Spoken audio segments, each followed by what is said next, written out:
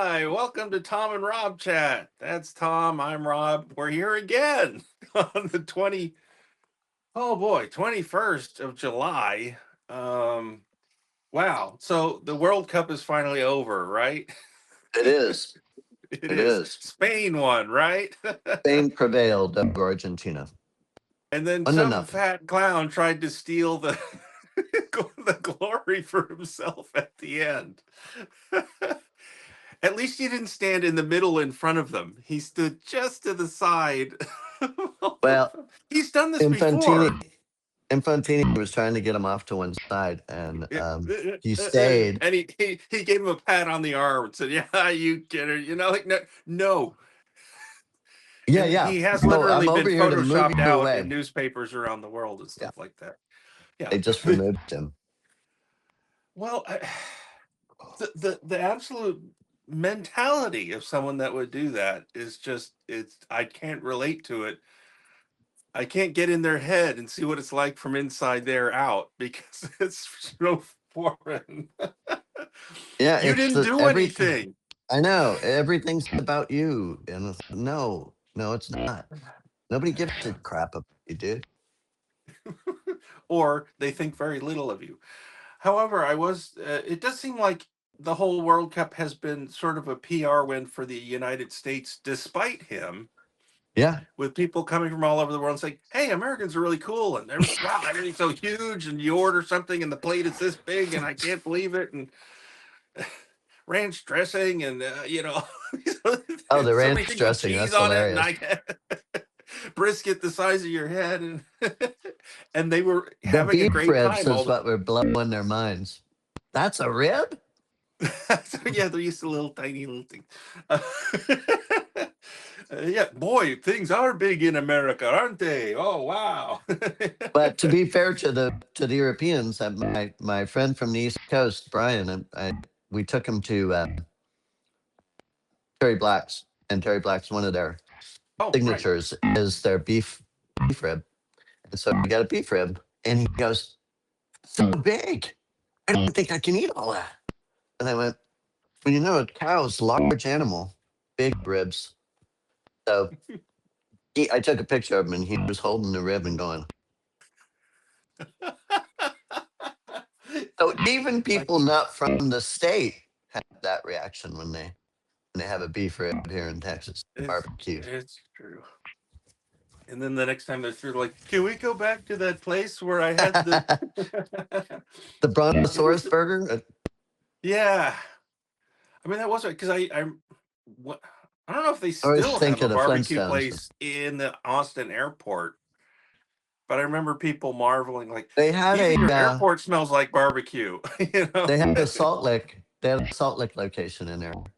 I don't know Okay. if they still do, Yeah, but well, they did at they one did, point. and then they were reshuffling who had a franchise at the airport, and I was like, you can't get rid of the barbecue place. Are you out of your mind? It's part of the Welcome to Austin thing. Um, yeah, I can't think The of much Salt of the. Lick, It the was a Salt Lick Salt Lick. thing was also part of. It was that one right in the center, which is not Mhm. the center anymore because they expanded the thing on both Right, sides. that's what's going on. But Yeah. it was right in the Uh, center. It was part a bar because they would have people play live music there, and part Salt Lick. And in the morning, you could get brisket. You could get brisket breakfast tacos, and yeah, I there used to you get go. those, and boy, those were good. You're Mm, ready for traveling nothing like or a steak nap. and eggs and a tortilla. I can't think of. I mean, I'm watching the news and people cover it. There's really not much news this week. Maybe that's good, I guess. Um, Well, Nothing settled around the world, but nothing hideous has really happened. um, I guess. Because not that it hasn't already. Nothing new. Nothing new.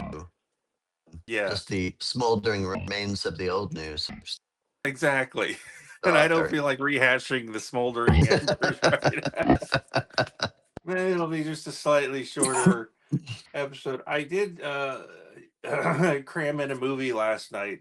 I'm looking over and like, Oh, yeah, good. yeah, yeah. And it's like, oh, I never saw Obsession, which is the little indie movie by another YouTube guy who's 26 years old. And it made a gigantic pile of money. And it's Did it been running really? for at least a month now. And it's a little horror movie, so it didn't cost much. In fact, I was thinking it was sort of like maybe they spent $15 million on it, like small. And I read last night they spent less than $1 million making it. I'm like, I'm impressed by that, especially now that I've seen it. But it's made over $400 million. So Yeah. Hollywood is like, what do we do? What do Well, that's why they're I guess throwing we money at better YouTubers now. They're throwing lots of money at apparently YouTubers. the YouTubers are the CAA, new Hollywood. the big talent agency suddenly decided to convene a meeting with all the TikTok and YouTube creators they could find to see if Yeah, they could throw money at them. it's the Okay, clever ones. Well, yeah. th- do they don't know what people want to see now. I mean, they're in the same situation mm, So as they're just the spectators going, "What are all these people doing going to this little horror movie? What don't we know?" Well, you don't know that what people in their 20s know. I don't. I mean, right, it's right. fun. I got home from it.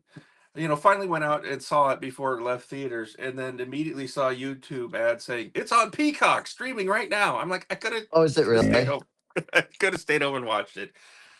So that's how long it's been in theaters that it is already streaming and it's still in theaters. And I wasn't the only one in the screening room on a Monday night. So uh, It was several still people, selling tickets. it was still That's pretty selling good. tickets. It is pretty good, and it was a pretty good little psychological horror movie. Okay. Um, it has the premise of like, be careful what you wish for. It comes with strings attached. They used to call it the curse of the monkey claw or something, or Love the Curse of the, the Monkey Claw. the curse of the monkey claw. Yes, uh, guy makes it. Has an obsessive crush on a girl at work. Uh-huh. She's he is absolutely in her friend category and will not budge from there. She's like, "Oh, I can talk to you about everything and tell you about who I were on a date and all this stuff." And he's like dying inside because he's a sensitive guy. How do So I get on unfortunately, that list? he buys a little wish maker and says, "Boy, I wish she loved me more than anything in the world." And then all of a sudden she goes, "Bleh," and like has to be like uh psychotically in love with him from then on. And you can see there's really not much more plot to that. It's like, well, eventually this is going to come to a hideous end of some kind, and anyone who look any other female who looks at him the wrong way is going to be in trouble. and Oh, I'm like, it's a story framework that works. The curse that goes bad that rebounds. It's like she loves him too much. um and he shouldn't have it's said more nice at than first, anything else in the world. Yeah. and then it freaks him out more and more, and their friends start to notice something's up, and what's up with her, and he's like, I can't really explain that I made a wish. um and so young director, also pair of young actors, both really good, fun to watch the whole time. The actress herself has to do this thing where she has to flip from mood to mood really quickly. Quickly? Yeah. And oh, just puppy dog love to all of a sudden you're psychotically jealous, or sometimes the real person that this happened to peeks out from behind and goes, help, I'm trapped in here, and then she gets yanked back, and the weird love thing is like as if it's another persona that has imprisoned her and is now puppeting her, which Mm, is a really nice that is kind of kind of gimmick of cool. the whole thing. I like that. And so that what keeps it sort of compelling and keeps you on the edge of your seat as this whole thing plays out. They go to a party, and the guy didn't want to invite him because he knows they're going to be weird, and they're just playing a party game, and hey, kiss the person on your left, and it's this other friend of theirs, and you just like, what's she going Uh-oh. to do, because it's not her sitting on the left. So it's nice, it works.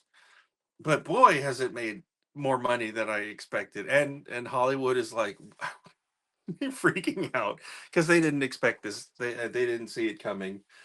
Well, The it's just like 1967 all over again, man. It is kind of. So I They have wonder no what, idea what the young folk want to see, and so they're going, "Okay, young folk, make something that the people want to see." but now I'm old folk and I haven't even gotten started yet, and so I'm wondering what's my place in this thing. But the director of this, I read a little interview profile with him, and it turns out like sort of horror movies are just his thing. He's kind of Okay, one of those guys. So he's seen everything there is to see. He's thought about it. So he showed up with a bag of ideas.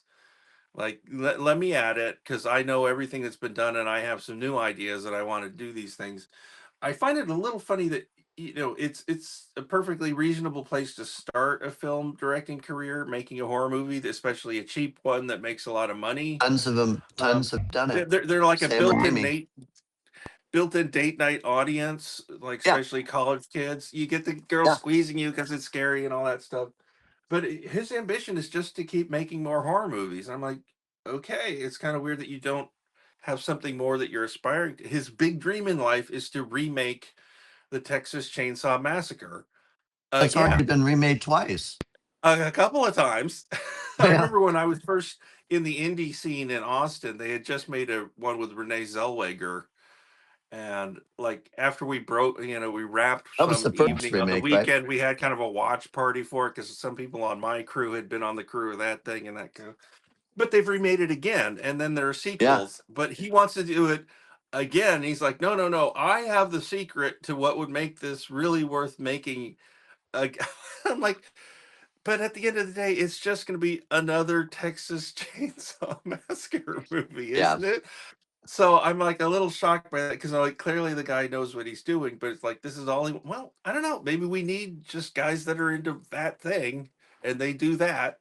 John Ford made a lot of westerns. No one said, He "What's your sure did. deal, man? Why do you keep making westerns?" He made a couple other things too. I mean, because what back in those days, you He made made a lot of. 200 pictures in your life. There was Oh a lot yeah, of room. he made a lot of stuff about the old country too. He How Green The Was My Ireland Valley for the pictures, Welsh and the Ireland yeah, the pictures, which Welsh, was more the him. the Quiet Man, Right, man. um, yeah. Anyways, but yeah, though I'm glad I saw because I was like, this is now such a pivotal movie in the development of Hollywood. I have to see it for myself, or I'm kind of out of the conversation going going forward. Anyway, so but yeah, it's actually and it is on Peacock now apparently. Cool. Um, I Most of my time has been caught up finally starting to redigitize my 25-year-old Krone Experiment footage tapes, Ah, starting from in chronological order from tape one, day one, which actually happened before we'd officially done auditions, or it was like almost contemporaneous with it. But I knew there was wow. a scene in South Africa, one of the black hole scenes. Spoilers.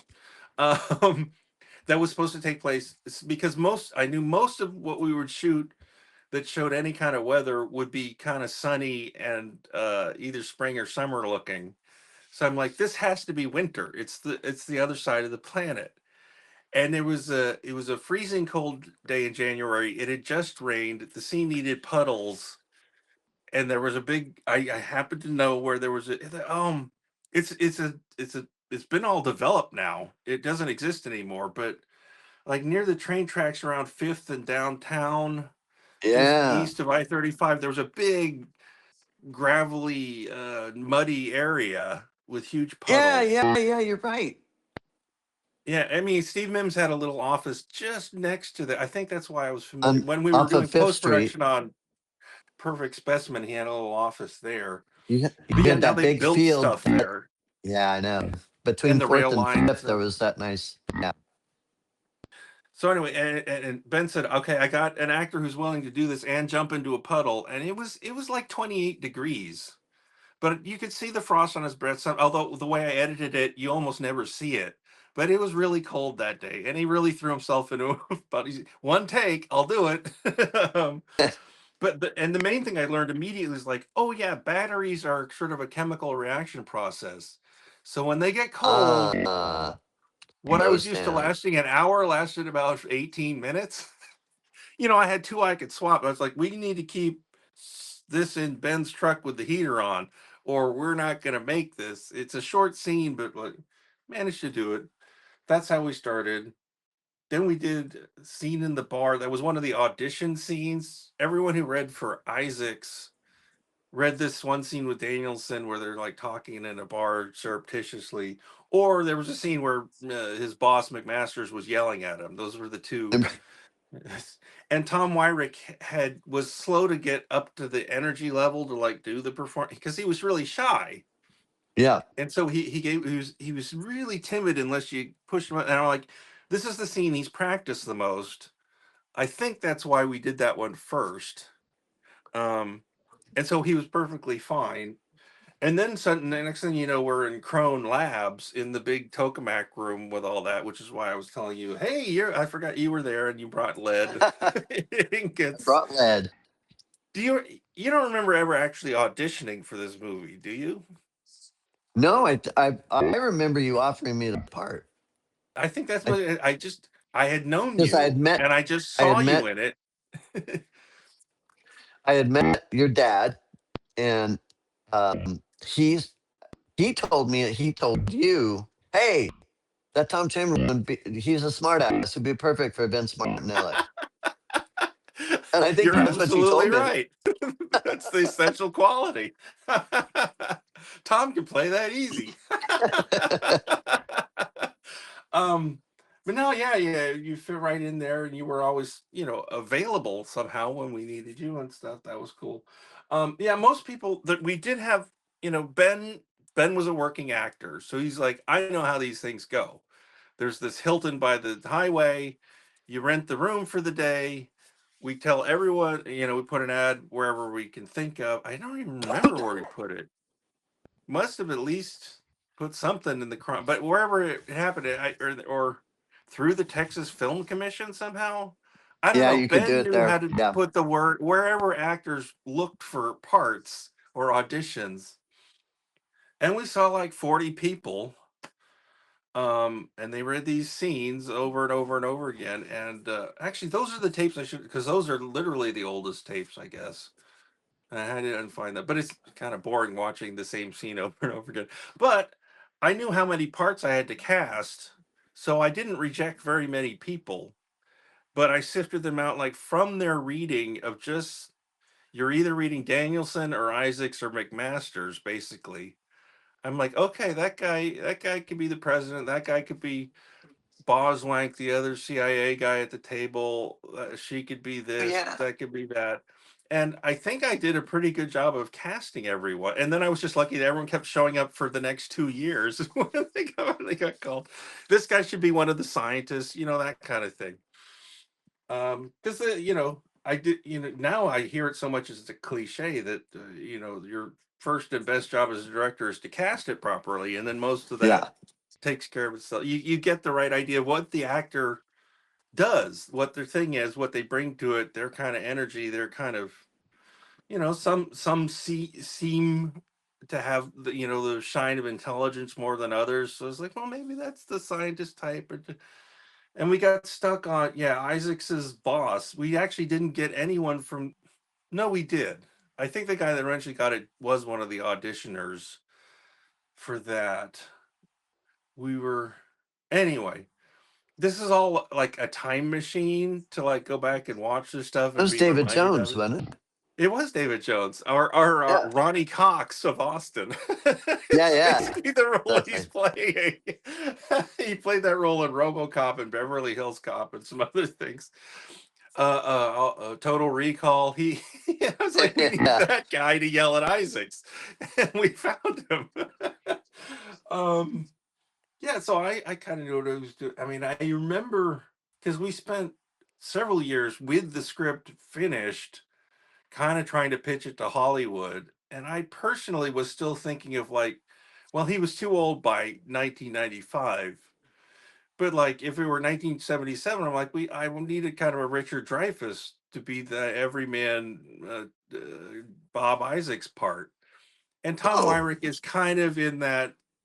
Once he got into it, I'm like, yeah, he is kind of doing what I was sort of thinking. Anyway, good I stuff, would have but thought of somebody more like Roy Scheider would play the Isaac's part. yeah, no, that's not the No, type I would have pictured at all. No, yeah. See, it could go either way. Um, we tried to get the guy John Badham, who directed War Games, to look hmm at it, and he looked at it and he said no, but he looked at it. We took a swipe at trying to get it to someone. well, he My did dad's Blue Thunder original too, didn't he? publisher had a daughter who was actually Steven Spielberg's assistant. And we're like, well, that's Wow, an interesting in. But of course, her job is to screen out random people trying to send him scripts. And it's not his right? type of thing anyway. Um, but like just seeing myself like rewound 25 years is like, wow, I forgot. I knew I was thin until I wasn't, but I was really thin. And that's kind of weird. And just seeing the first scenes, I'm like, I'm really green. There had been a 6 year gap between leaving film school and starting this movie. And didn't really get to practice being a movie director in between there, No, apart from just visualizing kind of what I wanted to do. And I think I got stronger as I went on, but I was not doing a bad job in the beginning. Even you can't tell from watching the movie which scenes are the earliest ones we did. I don't think. Anyway, but and then I was watching my dad like run around as Paul Krone in the tokamak, and oh man, he's young and spry, and I'm like, you know what? Let me calculate the ages here. It has been 25 years. I'm within a year of the age he was when he was filming at that that. time. Wow. At that time, I'm like, oh, then that makes you like flip out and faint and slap your head. Uh, all the thing, the way More every lead. week I go, need how more can it be lead. this more lead, more lead? Yeah. If he tried to do that now, his shoulder would hurt for a while and stuff. So, but yeah, I'm nearly that age, which meant Wow. comparatively, he was basically that young because I don't feel that old, and I don't think he did at the time. Um, I remember my parents around that time saying things like, "We feel like we're just starting out still." Like Yeah. and I'm like, well, okay. At least I can say I did do this movie. And in fact, I was looking at it and saying, yeah, we were off to kind of a good start. Um, but there's nothing in this footage that would say we're actually going to have the stick to itiveness to finish this thing. To actually, as long as it's going to take to keep going Uh-huh. and keep going and keep going, and not just like, we're out of funds. I've lost interest. Something that could easily have been where the time branch went. And so now Oh I'm yeah. like, I think I'm even more proud now that like, yeah, we started and we did it. We finished that sucker. It is a movie. You can watch Well, it if I had a today. nickel for every time I was in a movie that I've never seen, Right. that Whew. probably never got finished, and but I'm in a So bunch of them. yeah, yeah. Yeah, a whole bunch of them. Yeah. Uh-oh. I think I'm out of notes. That's all I got to say. I knew I was showing up today, both kind of a little sleepy headed and feeling like I didn't have any notes really collected. Oh, Mm, well, one more anecdote. I replaced my car, windshield visor just at the start of when it started heating up a couple months ago. hmm I had had one for like 8 years, and it had started flaking off little pieces of plastic. I'm like, well, that's no good. So I threw that away, got a new one, started using it, and I was doing the same thing that I did with the old one, which is that it has, the mirror side, but instead of putting that side out, I was putting it in so the white side was out because I just like walking back to my car and seeing it white rather than the mirrory thing. Ah, But just within the last 2 days, it's been emitting showers of little white plastic crumbs. Uh, And I'm like, the sunlight has destroyed this in just a matter of weeks. This one's already in the shape the 8-year-old one was. And I'm like, I gotta, and the way it's breaking into little shards is freaking me out. I'm like, those are the ones I can see. What about the microplastics that are now permanently parts per million in my air system in my car? I can vacuum it out and I will, and replace this and I will. I'm like, did I put the recirculated air on at any point in the last day or two? But I'm like, I think I'm going to be breathing these tiny shards of plastic as long as I keep driving this car now. It's kind of freaking me out. I hope I don't get mesothelioma. yeah, that would suck. That would But suck. And I'm like, well, I wonder what caused that. It's because I put the stupid visor the wrong way around for a few weeks. But man, it's really degrading like very fast. It just like, oh, this side is not meant to be in the sun. I see. is Yes. are the UVAs and Bs stronger now than they were back then? I don't know. And glass is actually supposed to take out the UV part of it. So maybe it's Oh, just it is. pure You're right. heat. Just pure heat You're right. It's is supposed to breaking reflect this the plastic down as if UVs. it's biodegradable plastic or something. I don't I'm but it shouldn't happen this fast anyway. Like I said, it took 8 years for the other one to start doing it. Um but yeah, so even thinking like as soon as we get done recording this, I'm gonna go replace that thing and go to a car wash with a vacuum and get rid of the thing. Start wearing a COVID mask in my car for a little while. I don't Yeah. know. It's just I started getting really paranoid when it really, day one it was like little bits like what are these things, and then it's like and floating in the No. air. I'm like, Yeah. oh, That yeah, sucks.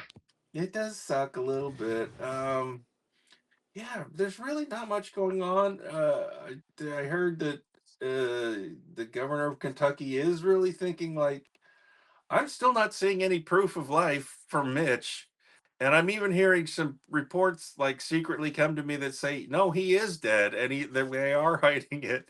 The governor said that in an interview on He television. did. Wow. He did, but he didn't say, well, I'm going to definitely insist that I see proof and call an election. If not within 24 hours, I definitely get something, which is what he should have done, I think.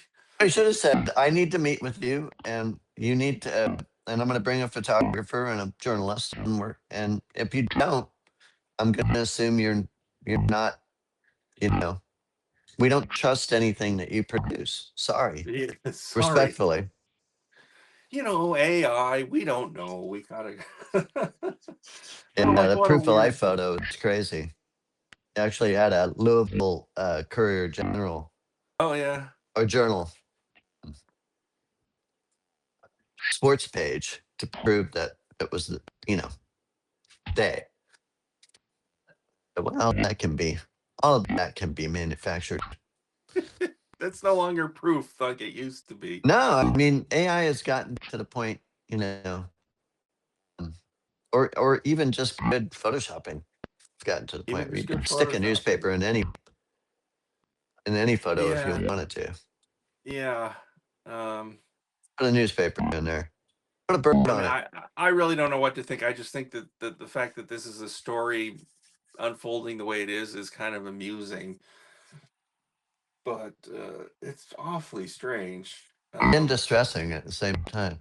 And also, like, because Lindsey Graham like actually went, and there's Yeah. definite proof of that. You think that would like they should just throw up their hands and go, oh well, because he hasn't even commented on the departure of his old friend and colleague. That's which is Yeah, I kind of don't think odd he's. too. Now take this And with a grain of salt, but Rick Wilson, who mm, is well established in Florida politics, he yeah, has a buddy still operating because he doesn't operate anymore. But he has a buddy who's still there, and they said, uh, "Oh, I talked to his, and he's alive, and he's in a ICU rehab, little specialized. And he said, but he's not well. He said it's not good. Okay. And we don't expect All him to right. come That out sounds of that. plausible.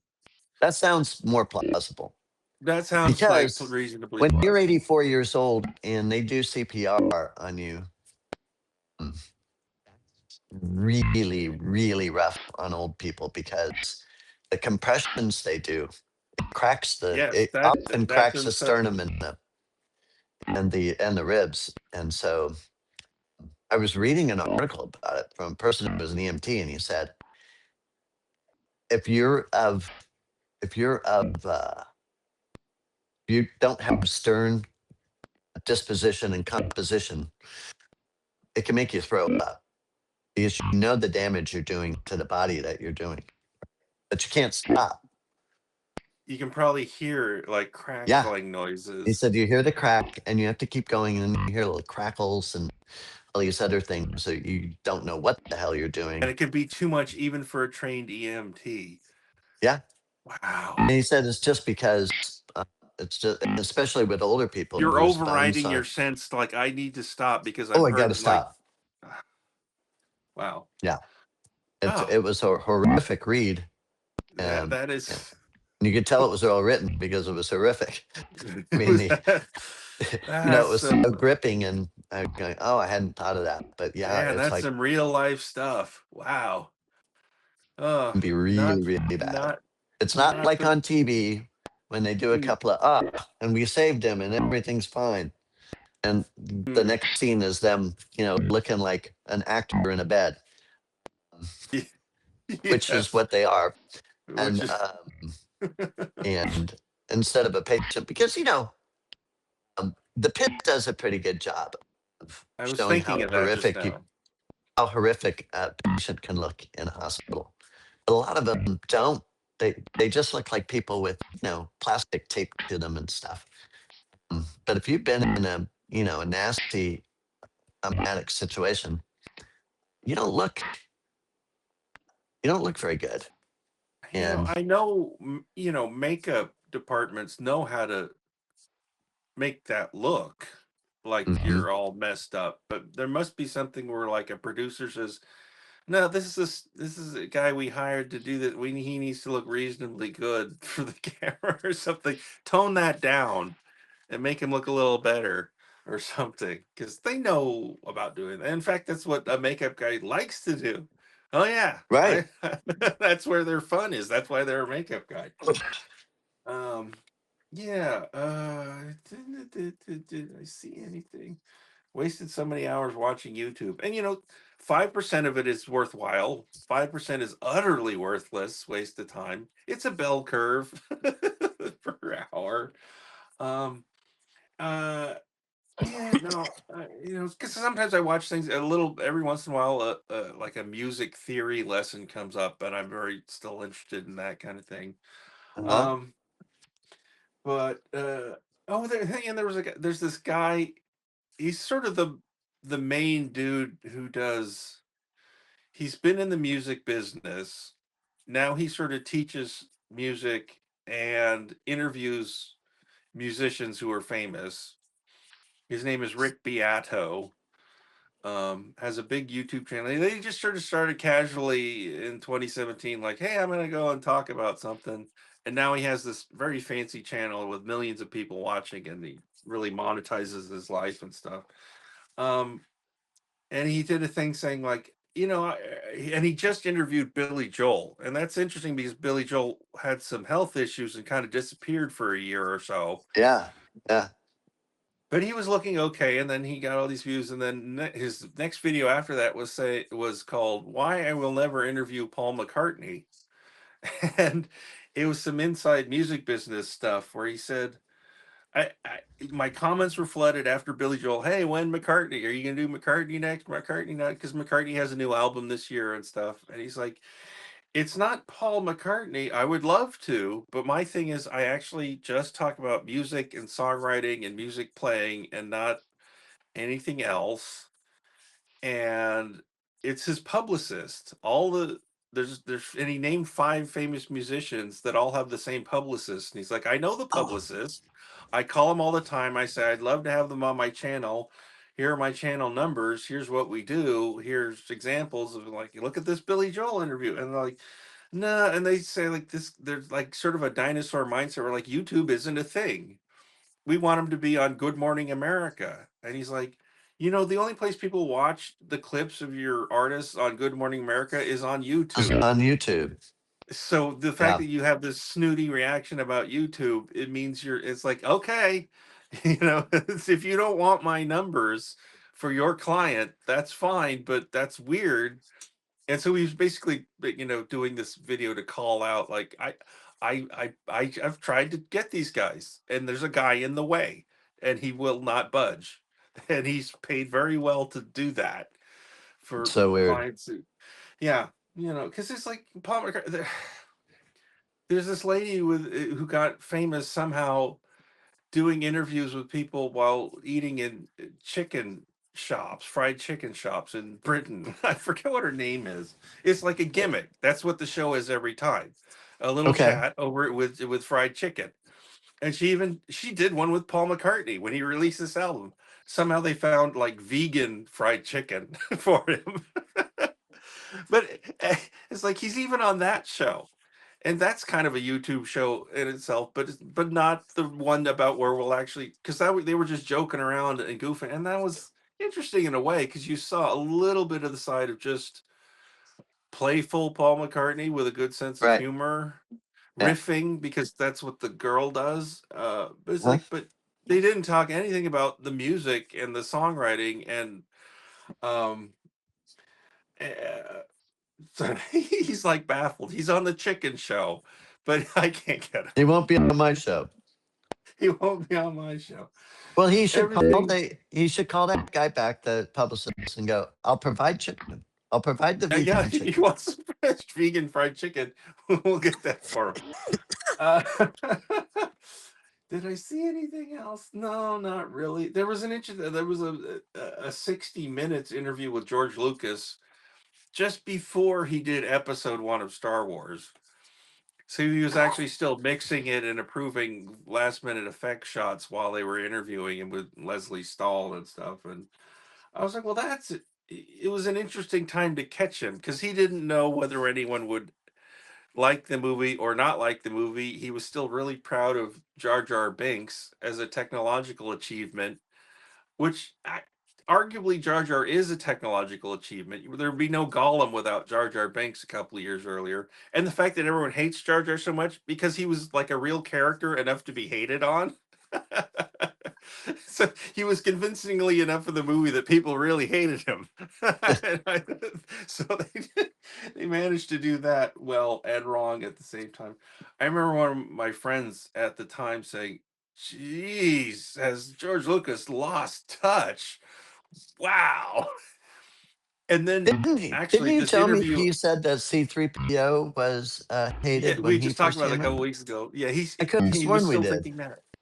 Yeah, the C3PO was as hated as Jar Jar. Um, No. he spent a lot of time talking about, he was raising 3 kids as a single dad. Of course, a single dad with like, millions and millions Gajillion of dollars to dollars. help. Yeah. um, but And it was a big 75 part of his life, nannies. and it does that change in your mindset where like I have to think about children while I make my movies now.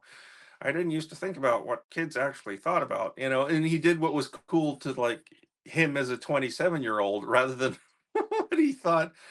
Oh, my darling children have to be kind of, what this is when Spielberg goes, oh, the guys in ET shouldn't have guns, they should have like flashlights and keys on their on their belts when they're stalking ET because guns are too scary for children to see. And we're all like, but I was 11 when I saw ET, and I didn't I wasn't traumatized for life because the guys had guns. I don't know.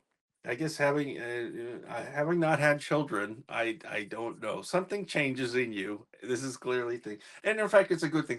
What makes you protect them and want to raise them correctly and stuff like that. Yeah. Um, what my brother described, yeah, the moment his son was born, something just like went and changed him from the inside out, and he was overwhelmed by a feeling he had never felt before, so he had no like real words for it. and things were different after that. Oh, this is also sort of the time machine thing, because I got freaked out because I realized my scrolling back through my photos on my phone stopped in 2016. I'm like, what about all my life before then? I know. Where are those? And it turns out this older computer I'm using to digitize old tapes had has my iPhotos from 2007 to 2016. I'm like, oh yeah, I forgot. I sort of stopped using this around then, and I have to like move them all to a hard drive, move them to the new computer, and then they'll be uploaded to the cloud. Yeah, They just were never in yeah. the cloud. They were an iPhoto, but my iPhoto was not. I didn't have an account or There something. was no iCloud then. There was no iCloud then, so I have to make sure to do that. But again, I'm like, I went back to the beginning and watched my life replay. My life is flashing before my eyes, but I'm doing it manually. Yeah, And it is kind of weird. Like we're going along, and a lot of it is like I'm taking pictures of artwork as I'm going. So a lot of it, 'cause I don't have children. I have my artwork that I do, or projects I'm working on. There's yeah, some photos, from like the Pantsless Detective set that roll by and things like that. Actually, that was 2017, the last time yeah. we did. Um, or yeah, yes, no, Either yes, 2017 or 2018, I can't remember, yeah. but Oh, it was right, around there. because we were in the it was around like maybe it was early 2017, and like Trump was It might have about to be been, president, and and I think Amy it was was like kind of really cold upset about too. it and stuff. Yeah, So it's like I think we shot disgust. over there, and oh wait, no, I'm mixing that up. Well, the cyclorama, the David, what's his name? The guy that used to work with Steve Mims, Leighton. Oh He yeah, had yeah, yeah, that little place off 7th Street. yeah. They had Um, a picture box, and they let us use that to build our set in and stuff. They had a nice little studio I set. enjoyed the fact that we had a studio and could build, you know, it was a set, and then we took it down and built another one, and then so there was two sets. Uh, Yeah, your office, the police station, dressing the police station, lighting that thing. I don't yeah. know. That was a good show. And it came That was out well fun. in the end. I won an award for that. Yes, you did. More life memories. But it's weird to like actually just in one night like scroll from the beginning of a photo reel in your life, and you get older and Yeah, like, oh, I forgot I grew a complete like beard and mustache at one point. So like suddenly there's this thing, and I'm like, oh my God, man, what are you doing? And that goes away. And then all of a sudden there's like little baby pictures of my nephew. And then he gets a little older, and all of a sudden my niece appears. And now suddenly and there's Christmas photos with like they weren't there. And then you scroll down and there they are. And I started to mention that to my brother. He's like, how do you think I feel? Like I am actually here raising them.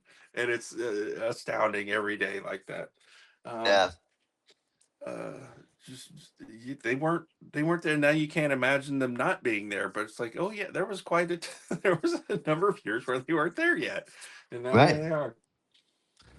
Ah, time. Oh, the other thing about time was I was thinking, because I keep talking about sort of the inertia factor. Trying to get this podcast running again just took a while, even though there wasn't much to do, and then getting the recapturing the tapes running took at least a solid month, even though although I like what I did. I was trying to figure it out and not stress about it so much. And I actually one day took a piece of paper and drew kind of a schematic sketch of what I would need. The computer, which has a power cord, and then it'll need a USB to a hard drive, and then another connector to a firewire somehow to Yeah. a mini DV player, and it needs a connector to a monitor, which also has a power cord. And then whatever deck I use is going to have a power cord and a thing to its own monitor. I have a monitor for the playback thing and the computer. I'm like, I'm not falling for that one again. I want to see what the deck is doing and what the computer is doing. And if they look the same, everything's cool.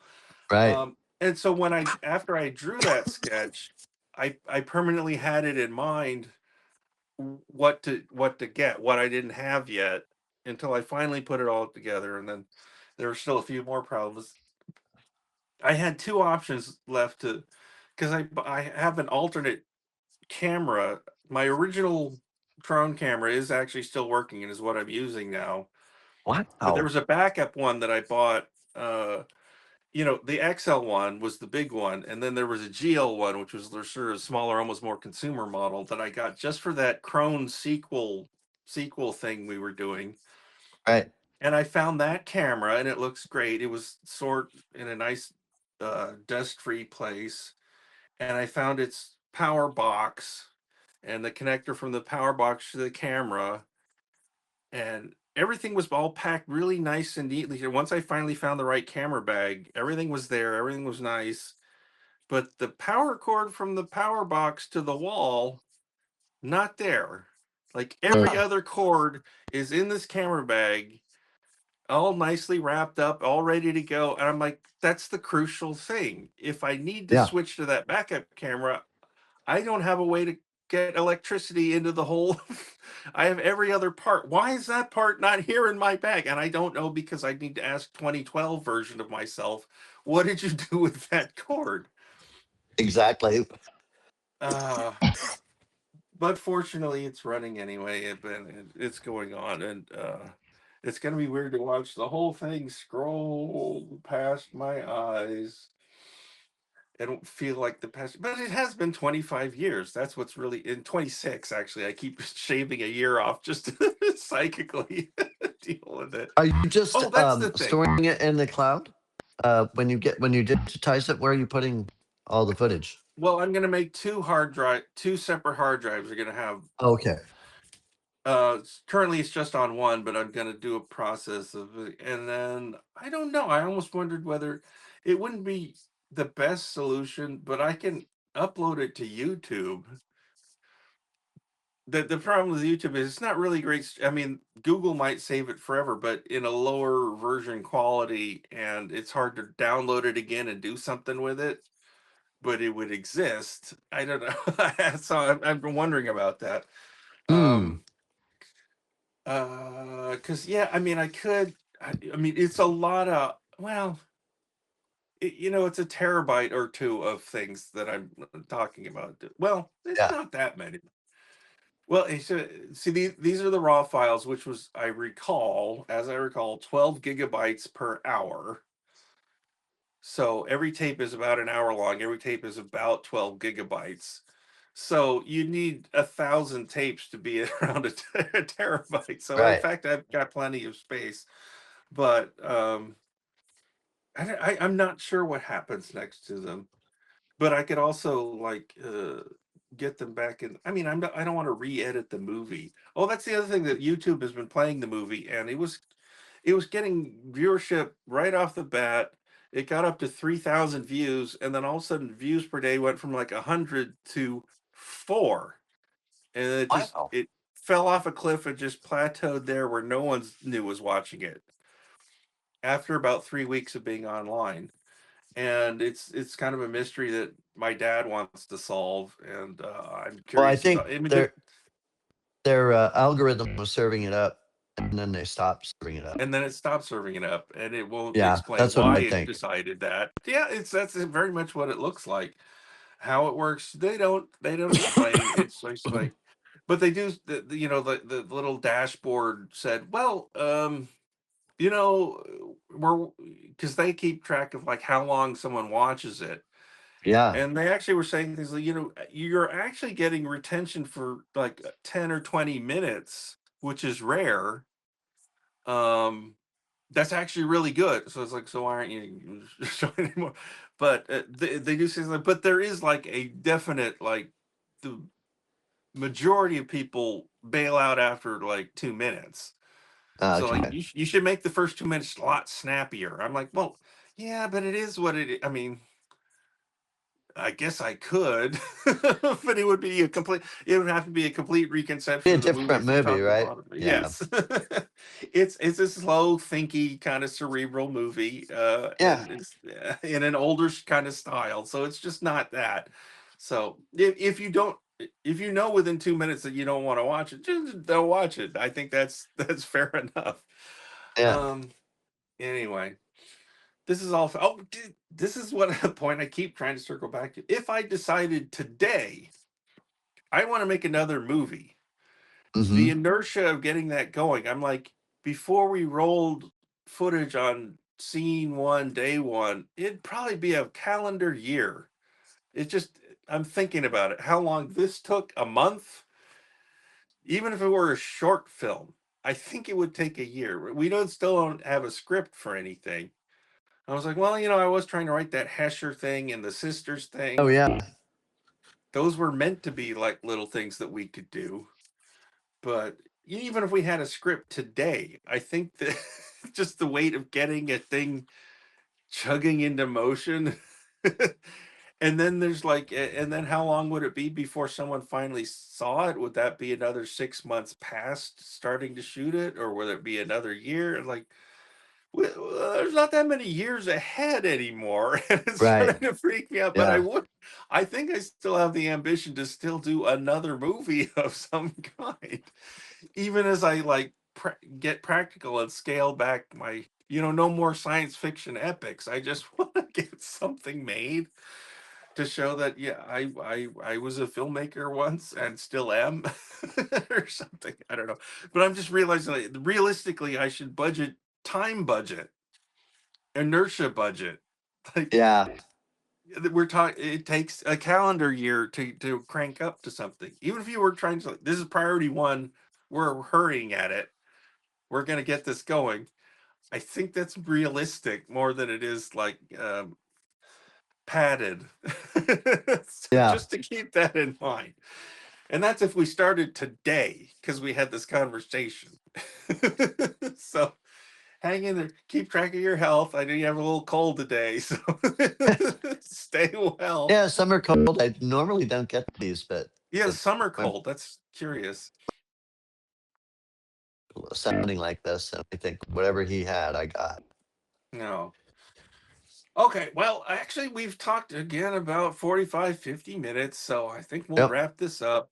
Every time maybe it's psychologically why I announce that I don't have enough to say at the beginning, so that we just managed to do it again. All right, everybody, thanks for tuning in to another Tom and Rob chat. Where we're gonna be back whenever we are. I don't know. I'd like to think it'll be next Tuesday, but we don't know. We call it by ear over the weekend, is how we've done this. All right, Exactly. Tom, thanks for chatting today, especially when you have a cold and you get some rest, get some hot tea in you with honey Yeah. Yeah. and Yeah. all right, I'll talk to you next time. Bye bye. Bye bye.